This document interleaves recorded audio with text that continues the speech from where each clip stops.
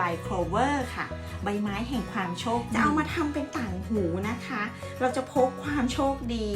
ออกนอกบ้านไปด้วยแม่พิมพ์ที่จะทำในวันนี้นะคะ S69 ค่ะ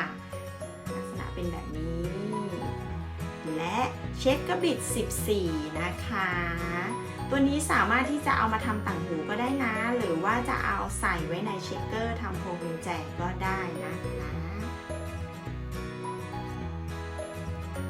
ลักษณะของพิมพ์นะคะขอบจะเงาค่ะแล้วรูปใบอะค่ะมันจะเป็นด้านๆทางร้านตั้งใจออกแบบมาเพื่อที่จะเอาไว้ให้เราใส่สีลงไปนะคะ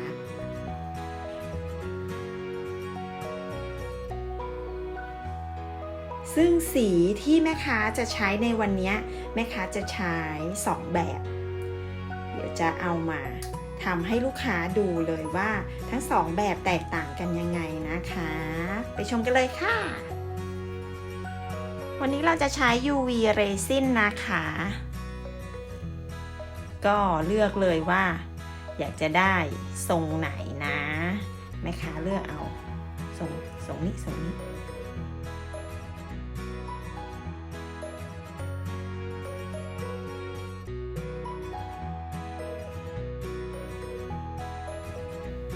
มีฟองอากาศนะคะก็ใช้ปืนยิงแก๊สค่ะหลังจากนั้นก็อบค่ะ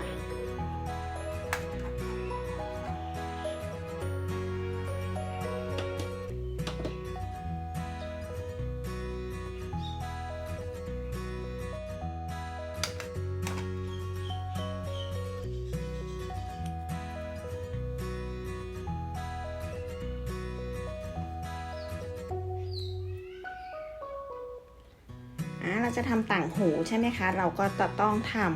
ำเหมือนกันเนาะ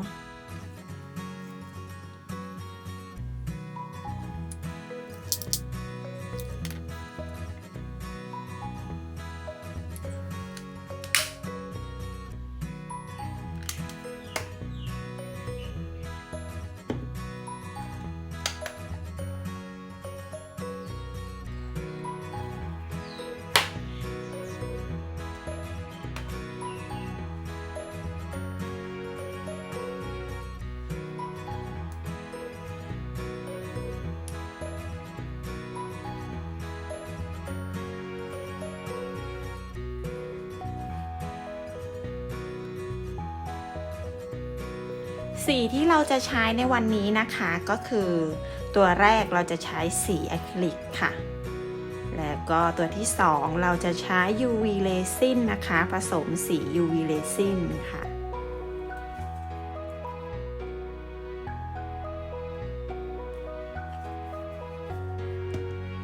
ใส่สี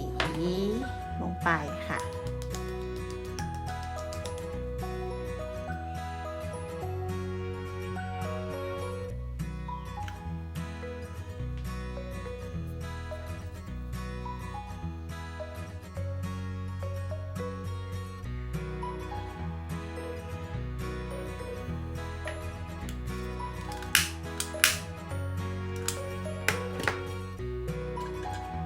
อุปกรณ์ที่แม่ค้าจะใช้นะคะก็คือจะใช้อุปกรณ์หัวกลมค่ะ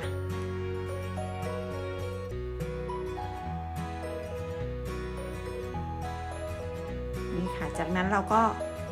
ใส่ลงไป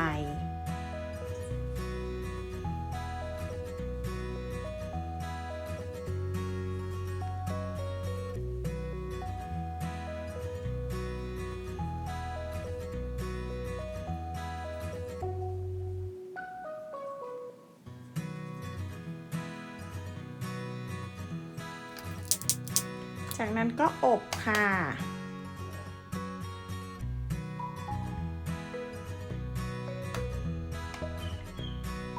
แห้งแล้วนะคะก็เดี๋ยวเอาไว้เคลือบพร้อมกันค่ะชิ้นนี้มาทาสีอะคริลิกกันค่ะ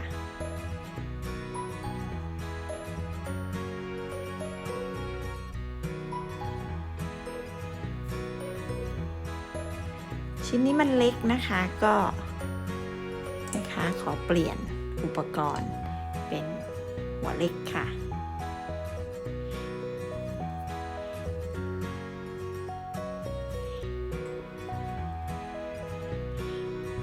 เหมือนกันค่ะก็ทาลงไปในร่องเลยนะคะ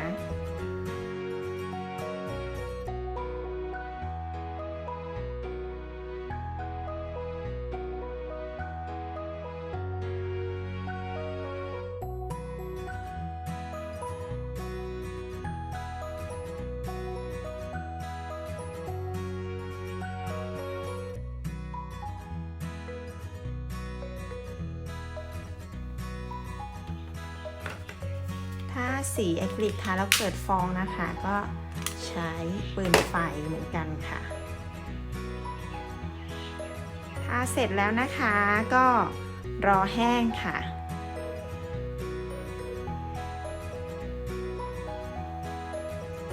สีแห้งแล้วนะคะก็จะเป็นลักษณะแบบนี้ก็คือมันยังดูไม่เรียบนะคะแล้วก็ไม่เงาด้วย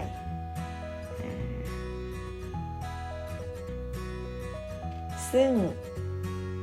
พอเราทำชิ้นงานเสร็จแล้วเราก็ต้องมาเคลือบนะคะเพื่อให้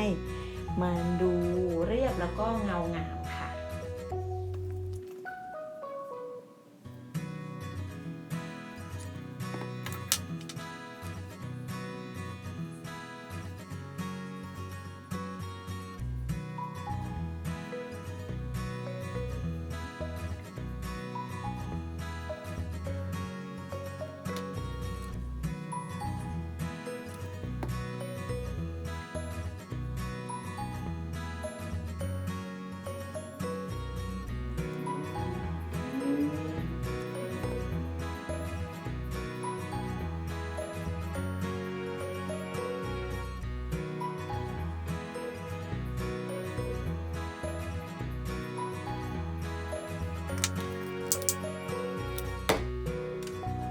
นั้นก็อบค่ะ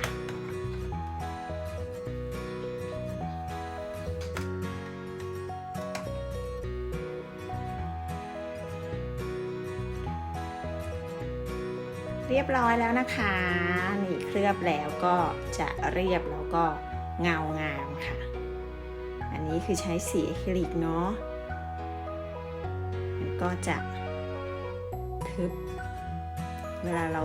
มองอย่างเงี้ยค่ะมันจะดูทึบแสงนะคะส่วนอันนี้นะคะใช้ UV resin ผสมสีเนาะเวลามองก็จะค่อนข้างจะโปร่งแสงนิดนึงค่ะ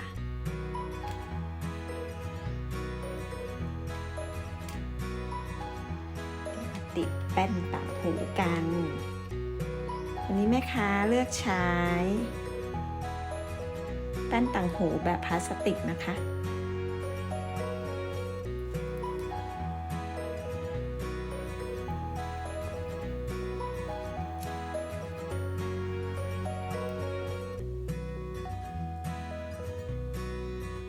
อบนะคะเดี๋ยวอบแห้งแล้วนะคะจะมาหยอดปิดแป้นค่ะเพื่อความแข็งแรงนะคะ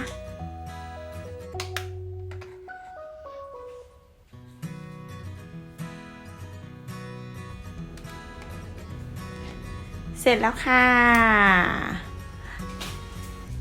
ต่างหูใบโชคดีถ้าขอบใสนะคะเป็นแบบนี้แต่ถ้าขอบสีนะหมายถึงว่าถ้าเราหล่อเป็นสีมันก็จะเป็นแบบนี้นะคะก็คือน่ารักทั้งสองแบบเลยผลงานเสร็จแล้วแม่ค้าก็จะเอามาใส่ให้ชมกันนะคะว่ามันขนาดประมาณไหนนะชิ้นนี้นะคะโอ้นี่ลูกค้าน่ารักเลย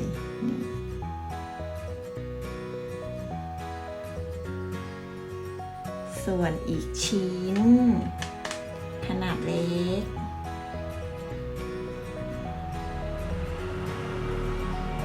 เอารูหูอยู่ไหน เจอแล้วนี่